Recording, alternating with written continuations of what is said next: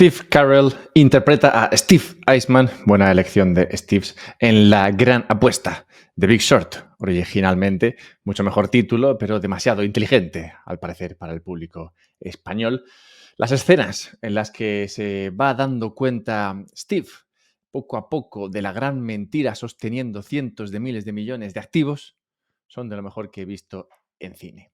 ¿Cómo te sentirías si aquello en lo que crees, aquello en lo que basas tu carrera incluso, no fuera como pensabas que era? El largometraje narra la crisis sufrida en 2007 debido al mercado de deuda hipotecario.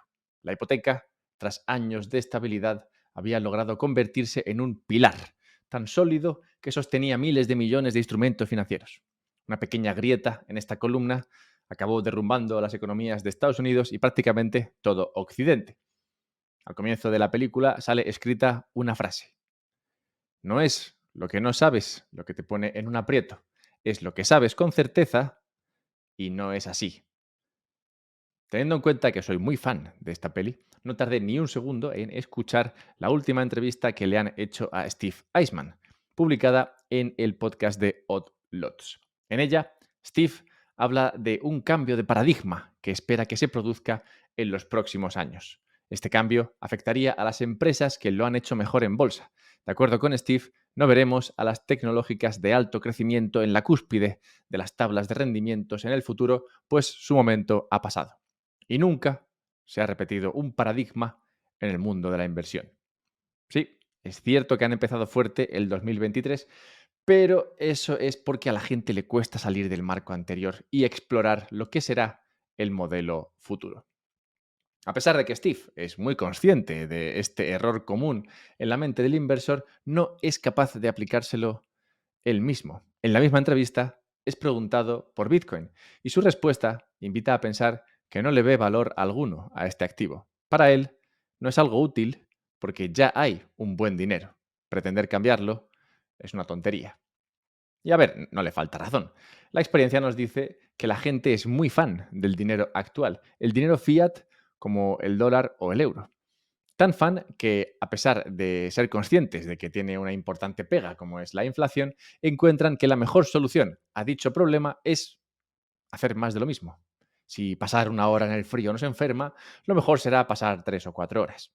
Solo así se puede explicar el titular que veíamos publicado recientemente en un periódico de gran tirada en España que leía, cito, esto sí que es bueno y no los bitcoins, cierro cita. Esta frase lapidaria la espetó una persona que hacía cola a las 7 de la mañana para comprar letras del Tesoro españolas, bonos a corto plazo emitidos por el gobierno de España. Vamos.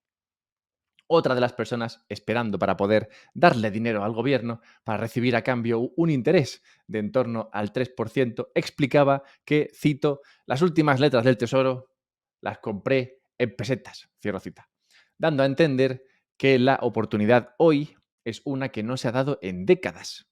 Yo me preocuparía más que alegrarme de que se abra esta posibilidad, pues precisamente lo que hacía al gobierno emitir letras y pagar buenos intereses a los inversores particulares en la época de las pesetas era que la economía no era tan bollante y la peseta estaba en constante inflación. Difícilmente unas condiciones que inviten al optimismo. El artículo explica que la fiebre por las letras del Tesoro viene por el nivel de ahorro de los españoles, que, cito, según los cálculos del Banco de España, serían de más de 1 billón de euros. Y ahora, con las subidas de tipos del BCE, del Banco Central Europeo, empiezan a buscar una rentabilidad que no ofrecen los bancos. Cierro cita. Dos cuestiones importantes a destacar aquí. Las razones que han llevado al Banco Central Europeo a subir tipos no se mentan. Esas razones son, principalmente, el alza de la inflación que, asumiendo que ha estado de media durante el último año al 8%, habría quemado 80 millones de esos supuestos 1.000 millones que los españoles tienen ahorrados. Siendo los intereses que pagan las letras de alrededor del 3%, aquellos que compren verán su dinero devaluado este año solo un 4 o un 5% si la inflación se mantiene en estos niveles. Y sin contar los impuestos del 21% sobre esa ganancia. No deja de ser cómico que el Estado te pida dinero, te remunere por ello y al tiempo te quite parte de esa remuneración en forma de impuestos. Por otra parte, es relevante que sea el gobierno el que ofrezca los mejores retornos y no los bancos privados. ¿Por qué los bancos no pagan más por los depósitos? ¿Es porque tienen exceso de capital y no necesitan remunerar los depósitos de los particulares? ¿Por qué tienen ese exceso? ¿Han matado las políticas del Banco Central la principal función de los bancos, que es la de distribuir el ahorro? Eso parece. Al final, es una cuestión de incentivos. Si los bancos pueden encontrar cientos de millones en liquidez fácil y segura en otros sitios, como en la ventanilla del Banco Central Europeo, ¿para qué se van a pelear por los ahorros de Menganita del cuarto? Ver a cientos de personas hacer cola para darle dinero al gobierno para así conseguir que lo que pierden en forma de inflación por culpa del gobierno sea menos y encima te cobren una comisión e impuestos sobre ello, es una imagen tan triste como, no sé, el derecho de pernada del medievo. Esta situación, como muchas otras del pasado, hoy nos llaman poderosamente la atención. Confío en que en el futuro nos ocurra lo mismo con esto que está pasando hoy día. No obstante, para llegar ahí hace falta un cambio de paradigma, como explicaba Steve Eisman. Es necesario comprender que hay un problema con el dinero actual y que tratar de hacer los problemas menos usando instrumentos creados por el mismo sistema no es la solución. Como explica Saifedian Amos en su libro The Fiat Standard, usando datos del Banco Mundial, la media de inflación en términos de aumento de la base monetaria de la OCDE en los últimos 40 años es del 7,8%. Dentro de esta media no están los últimos 2 años, que seguramente la habrán subido considerablemente. Esta devaluación no es asumible. Esto no quiere decir que los pensionistas haciendo cola para comprar letras del Tesoro deban darle una vuelta a su modus operandi, abrir ofertas en BISC y empezar a comprar Bitcoin sin KYC. Para llegar a los acontecimientos narrados en la película de La Gran Apuesta, hay que retroceder a los años 80, cuando el nuevo paradigma empezó a formarse. Hicieron falta décadas para consolidar este modelo. ¿Cuánto tiempo hará falta para que un nuevo sistema monetario se implemente? Sea el que fuere, me encantará ver la evolución en la cara de Steve al ir dándose cuenta de que el dinero fiat no está basado en más que mentiras y que, igual que ocurrió con las subprime, antes o después se llega a un punto en el que la música deja de sonar y todo el mundo ha de volver a la realidad. Bienvenidos a un podcast sobre Bitcoin. Soy Alberto Mera y en este podcast hablo de Bitcoin. Si eres nuevo en el podcast y vas un poco verde, digamos, puedes comenzar con episodios del principio, donde yo mismo voy aprendiendo sobre lo básico de Bitcoin y compartiendo mi aprendizaje. También puedes ir a la web, unpodcastsobrebitcoin.com, donde tengo los diferentes podcasts por categorías. Así que ahí puedes encontrar Bitcoin como energía, Bitcoin en aspecto financiero, el tema político, el tema filosófico. También puedes ir a la categoría de Aprendiendo Bitcoin o Aprender Bitcoin, no sé cómo se llama, que habla precisamente de lo más básico de Bitcoin. Así que nada, ahí tienes muchos temas para ver. Hoy quiero abordar el cambio de paradigma que Steve no ve y que creo que es el más importante al que haremos frente en los próximos años. Antes de entrar en materia, antes de meternos en harina, como diría el señor este que lleva el podcast de Memorias de un Tambor, que recomiendo bastante, está muy bien, sobre historia española. Pues antes de meternos en harina, como diría él, nada, un par de cosas que me gustaría recordaros. Cosas siendo Relay, con I latina. Relay es una empresa que te permite comprar Bitcoin de manera sencilla, de manera rápida, de manera prácticamente privada. No del todo privada, como veremos, porque tú lo que haces es que mandas una transferencia a Relay, ¿vale? A esta empresa. O les pagas con tarjeta, en euros. Entonces, ellos reciben estos euros por tu parte y te mandan Bitcoin a un monedero que tú controlas. Y no te piden ninguna información. Entonces, podrías pensar, joder, pero esto es sin KYC ni hostias. A ver, realmente no hay KYC, pero como estás haciendo esa transferencia o ese pago con tu tarjeta y tu banco sí que tiene información sobre ti, pues realmente no es 100% privado. Es muy privado, sí, pero no es 100% privado. Una vez que tengas ese Bitcoin en tu monedero, lo que puedes hacer es empezar a plantearte la posibilidad de, no sé, asumir la responsabilidad de guardar tu ahorro. Esto es, guardarlo de manera segura, de manera que esté alejado de cualquier persona con malos pensamientos con tus Bitcoins. Vamos, que lo que deberías hacer es en algún momento mandar ese Bitcoin que tienes en esa aplicación de Relay o donde sea que lo hayas comprado a un monedero que tú controles. Y un monedero que no esté conectado a Internet, como por ejemplo la Bitbox. La Bitbox es un monedero, es una especie de USB con una pantallita así muy cuca y tú puedes mandar Bitcoin a ese monedero y ser responsable de tu ahorro. Lo cual dirás, joder, yo no me gusta ser responsable. A ver, no te gusta ser responsable porque igual no eres responsable aún. Cuando lo seas, te molará un montón ser responsable, porque una gran responsabilidad conlleva un gran poder, como no le dijeron a Spiderman, pero bien podrían haberlo dicho porque tiene mucho más sentido.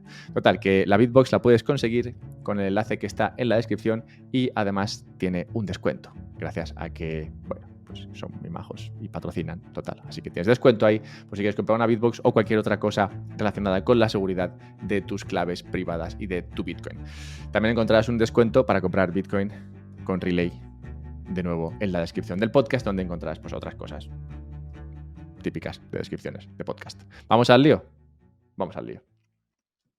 Cuando esa buena señora decía esto sí que es bueno y no los Bitcoin, se refería por una parte a la letra del tesoro en sí, que como comentaba antes, le asegura ese 3% de rentabilidad en un año. Por otra parte, se refiere al euro, aunque no sea consciente de ello. Al fin y al cabo, ese interés se paga en euros, el famoso yield del que tanto se habla en el mercado cripto.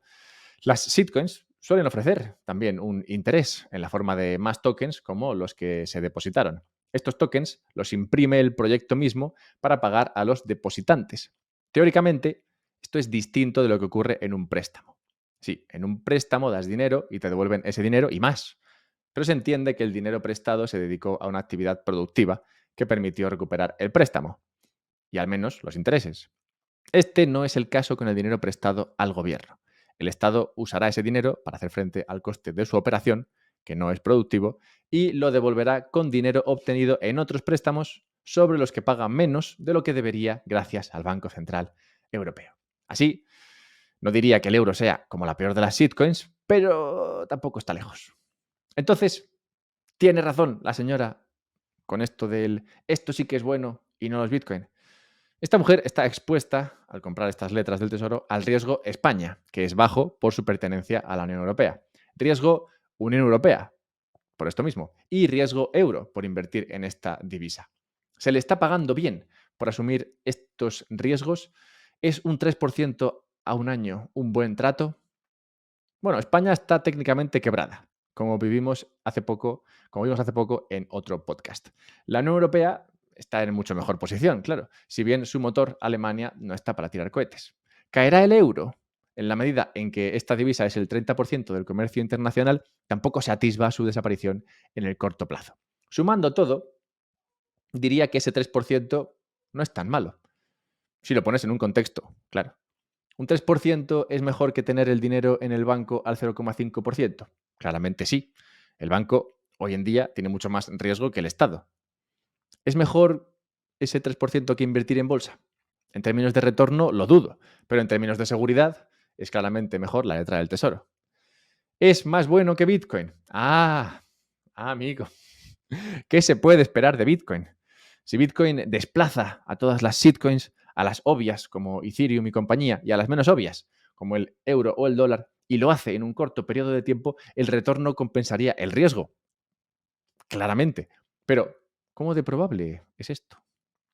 No hay visos de que se vaya a producir algo así en el corto plazo.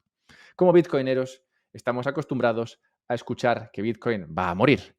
Resulta, sorprendentemente, que no somos los únicos que nos enfrentamos a estos negros augurios. El dólar lleva mucho más tiempo que Bitcoin siendo objeto de presuntas muertes que nunca llegan a producirse. En el último año, Zoltan Pozsar, qué gran nombre, Zoltan, me llamo Zoltan. Es que imagínate, entras en una sala, hola, soy Zoltan. Es la hostia. Bueno, el último año, Zoltan Pozsar, uno de los estrategas de Credit Suisse, hizo mucho ruido al vaticinar que el fin del dólar estaba cerca de producirse, desplazado por las materias primas. Concretamente, Zoltan explicaba que países como China estaban destinando sus ganancias del comercio internacional a inversiones y préstamos a naciones en desarrollo, y no tanto a comprar dólares en la forma de bonos americanos. No obstante, estas inversiones en otros países marcaron un tope en el año 2016 y desde entonces han ido bajando. Resulta que muchos de estos préstamos luego no te los pagan y no sale muy a cuenta. De acuerdo con el análisis de la situación de Michael Pettis, no está ni siquiera claro que China no esté comprando tantos dólares como siempre. Supuestamente, sí, han reducido su posición en dólar de 1,2 trillones a 900 billones. Pero otra posibilidad es que estén accediendo a dólares indirectamente y al final tengan una posición parecida a ese 1,2 trillones. Si siguen comprando dólares con esas ganancias del comercio, ¿cómo van a desplazar al dólar? De hecho, para mantener esas ganancias han de aceptar dólares, pues la mayoría del comercio se produce en esta divisa, lo cual complica aún más la transición hacia otro estándar monetario. Solo el 2,37% del comercio internacional se liquida en la divisa china. Además, explica Pettis que si quieres desplazar al dólar, necesitas permitir que cualquiera tenga acceso a tu divisa, sin control alguno, cosa que China no está muy por la labor de aceptar. A pesar de todo el ruido reciente sobre Rusia, China, los BRICS, acerca de su supuesta huida del dólar, podemos ver que los balances de dólar en las reservas de los países han crecido de media tanto como las demás. Pero partiendo de una base mucho mayor, vamos, que todo el mundo tiene un montón de dólares porque todo el mundo está dispuesto a aceptar dólares. Si vemos el gráfico de composición de reservas de los diferentes países, podemos observar que el dólar se ha mantenido estable alrededor del 50% del total desde 1999. Vamos, que en las reservas de los bancos centrales de los países, el 50%, la mitad son dólares. Esto lo convierte en el activo probablemente más líquido del mundo. Como explicaba Steve Eisman en la entrevista, si quieres comprar o vender 1.000 millones de dólares con otra divisa, es una operación que se ejecuta en menos de lo que tardas en describirla. Este mismo gráfico sobre el balance de los bancos centrales de los países arroja otro hecho interesante. Muestra cómo el nivel de dólares en los balances de los países bajó del 50% al 30% desde 1999 hasta 2014 para luego remontar en los últimos años de nuevo a ese 50%. Esa salida del dólar en esos primeros años del siglo XXI vino acompañada no de un incremento en otras divisas, vamos, que no se fueron del dólar a otra cosa, sino que se fueron del dólar a lo que llaman la categoría reservas no alocadas o no invertidas en otras divisas. No sé exactamente qué entra dentro de esa categoría. Claramente no son otras divisas. Así que me inclino a pensar que serían activos con más riesgo, cosa que se demandaba más antes de la crisis de 2008. La situación macro de los últimos años habría llevado a los países a buscar refugio en el dólar. Como explica Nick Bhatia, cito, en la actualidad el dólar estadounidense es la única moneda que cumple los requisitos necesarios para ser moneda reserva. Controles de capital relajados, un déficit por cuenta corriente persistente y un perfil de liquidez lo suficientemente amplio como para capear temporales de volatilidad manteniendo intacta la fontanería financiera. El dólar está atrincherado y a medida que el mundo se descentralice, se atrincherará más, no menos. Debido a la dinámica adversarial que describimos, ninguna nación aceptará la moneda pequeña y relativamente ilíquida de otra, porque reduce las opciones disponibles en los mercados financieros en dólares estadounidenses. Cierro cita. Estados Unidos no solo tiene arrinconados a los países, como vemos, sino también, en cierta medida, a los inversores, que buscan hacer crecer su capital. Todo lo que no sea invertir en Estados Unidos te expone a dos riesgos. Primero, el riesgo concreto del país en el que estás invirtiendo. Y segundo, el riesgo de que lo que pase en Estados Unidos que te acabará afectando también en ese país en el que estás. Por este incremento del riesgo necesitas encontrar un mayor rendimiento. Y esto no es fácil. Así que lo sencillo y probablemente más rentable es acabar invirtiendo en empresas americanas. Esto explicaría por qué el dólar es, hasta el momento, inamovible y al tiempo por qué la bolsa americana se comporta como la cuenta de ahorro de medio planeta. Pero igual no hace falta que Bitcoin desplace al dólar para ser mejor inversión que las letras del tesoro. Bitcoin tiene bastantes cosas a su favor frente a las letras del tesoro españolas. Para empezar, no tiene riesgo país, ni riesgo Unión Europea, ni riesgo desintegración del euro, cosa que podría decidirse cualquier día, por muy improbable que parezca. Al tiempo, en términos de rentabilidad, no se puede decir que lo haya hecho mal. Usando los últimos 10 años y mirando solo el retorno de Bitcoin, este arroja una rentabilidad anual compuesta del 104,96%, con una desviación típica, eso sí, un riesgo, del 181,35%. ¿Demasiado riesgo? Pues depende. Depende de si estás invirtiendo todos tus ahorros y de qué horizonte temporal tengas en mente.